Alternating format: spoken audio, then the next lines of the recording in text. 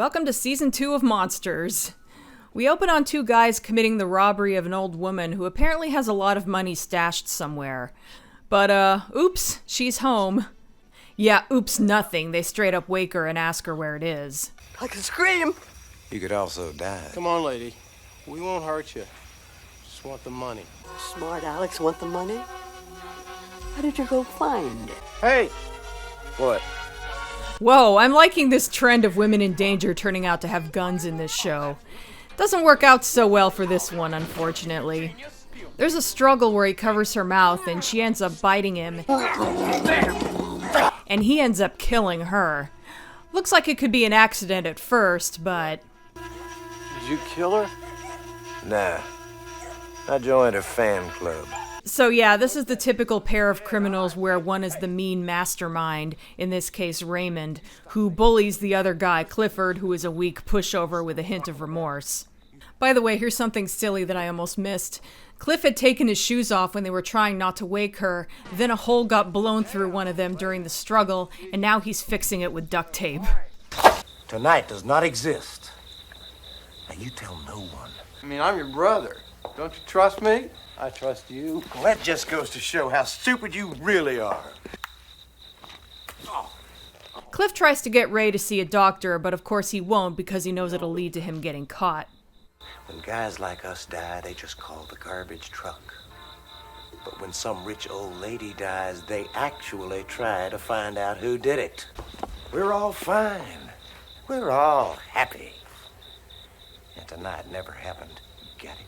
Later that night, Ray can't sleep because the conversation from earlier keeps replaying itself over and over in his head, and his hand hurts too much.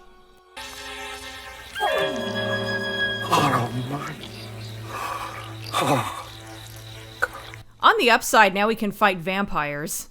The next day, Cliff suggests robbing another place, and notices that Ray's hand is still bleeding. A lot. Why don't we go to the clinic and I can say I bet you, like we got in a fight or something. Oh, that's brilliant. Look, just forget about it. Of course, he won't say what's actually happening with his hand. He just gets really irritable about it and kicks him out. You know you should be on TV or something. You're so smart. Ow! A purple nurple, really? I hope it wasn't anything I said. Couldn't happen to a nicer guy. Later that night, again, that hand is keeping him up. So yeah, the face of the old lady who bit him before he killed her is forming on his hand as a weird sort of revenge. Little Ray. And now it's talking. Hello. Hello, little Ray. I don't suppose you thought you'd be seeing me again. But here I am. What the hell is this? Some kind of voodoo crap? I mean, lots of people kill other people, but don't get faces popping up on them like some weird kind of zit. Good point about this not exactly being a common occurrence. That's going to lead to a complaint I'm going to have later. You know the secret? It's hate. People talk about the power of love. But it's hate that really makes the world go round. Interesting. Little Ray's gonna have a surprise called death. And it'll come from your own flesh. Your own flesh will kill you, little Raymond. And you'll kill your own flesh. This is a weird episode, even for monsters. I'll show you something real nice. Do it, Raymond. I'll be back again. However much you cut. Yeah, he doesn't have the guts to cut it off. He's no Ash by a long shot.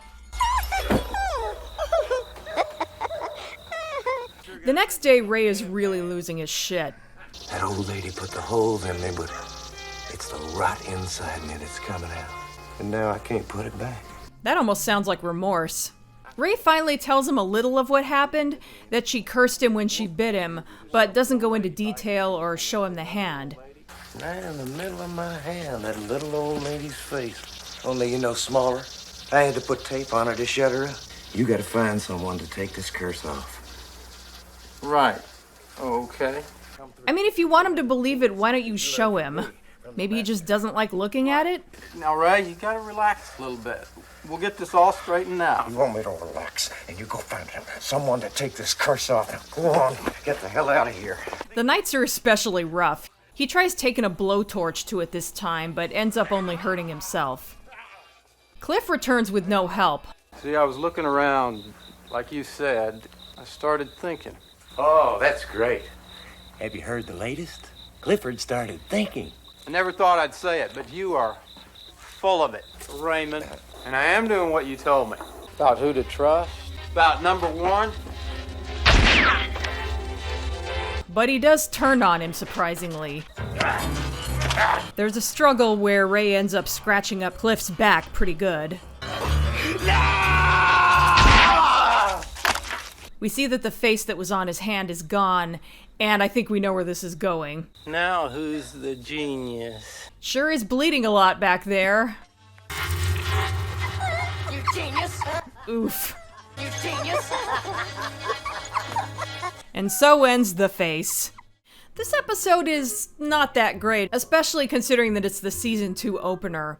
But I'll get the good points out of the way first. The effects are great, especially with that final shot at the end. It's really gross and effective, especially for a low-budget horror anthology. The two brothers have okay chemistry, some of the dialogue between them is fun, but their relationship is kind of cliche, and the acting and chemistry doesn't quite make up for that.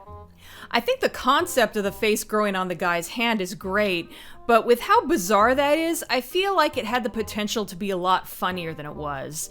I joked about Vampire Hunter D, but at least those stories have fun with it, and the face is snarky and funny. In this episode, the old lady's face just taunts him and makes threats and such. Her voice is funny sounding, and her laugh is weirdly cute, but they just don't do that much with it. I mean, the old lady was played by a seasoned comedic actress from the 50s named Imogen Coca. Granted, I'm not too familiar with her because she's before my time, but I feel like she was kind of wasted in this, all things considered. Also, the ending was kind of weird. I mean, the whole episode is weird, but they make it a point to mention that everyone who commits murder doesn't end up with their victim's face on them, yet it happens to the very next person. At first, I thought the scratching was done with the hand that had the face on it, which might have helped explain it a little, but that's the hand he's using to hold back the gun. So it just kind of feels like a random shock ending. It looks cool, but that's about it. It was directed by Alan Coulter, who directed All in a Day's Work, and written by Neil Stevens, who also wrote The Fever Man. He was also one of the writers of Hellraiser Deader. Huh. He's also the creative consultant for seasons 2 and 3, and he's got more episodes coming as a writer. And that's about all I have to say about this one. Yeah, this ended up being another short video. I didn't want to combine the last season 1 episode with the first season 2 episode, and the next episode needed to be its own video, so there you go. Speaking of which, next up is Portrait of the Artist. See you then.